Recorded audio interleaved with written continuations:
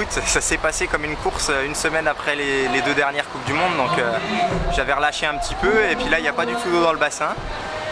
Donc j'avais quand même à cœur et surtout envie, parce que les jeunes me chambrent un petit peu, de gagner cette course pour pas être trop ridicule. Et je connais pas encore exactement le résultat et je vais aller voir un peu plus tard, mais je pense que j'ai été pas trop mauvais.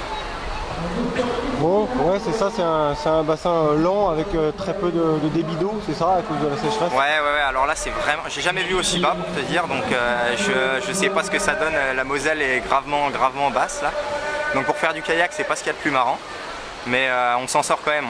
Le traceur a été plutôt intelligent, à placer les portes là où on pouvait pagayer, donc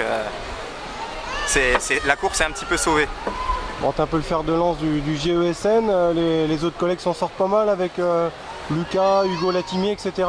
Ouais, on a des bons jeunes qui sont rapides et qui s'en sortent très bien. Et bon, là c'est une course régionale à Épinal, mais il y en a qui ont fait des saisons solides et qui le prouvent encore, qui progressent de jour en jour. Qu'est-ce qui t'attend après? Un petit peu de repos encore. Là je suis dans ma phase de repos, je vais récupérer un petit peu.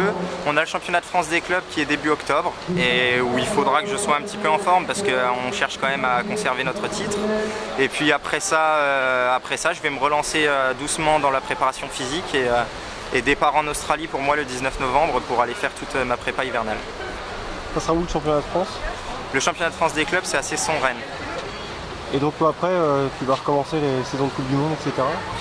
D'abord la préparation hivernale, il y a quelques courses internationales dans l'hémisphère sud en Australie et les sélections équipe de France qui seront certainement fin avril, début mai cette année, qu'il faut préparer mieux que l'an dernier, puisque l'an dernier, pour cette année ça a été un échec. J'ai fini 4e et du coup je m'arrête là, je suis pas au championnat du monde qui se dérouleront dans 2 semaines malheureusement.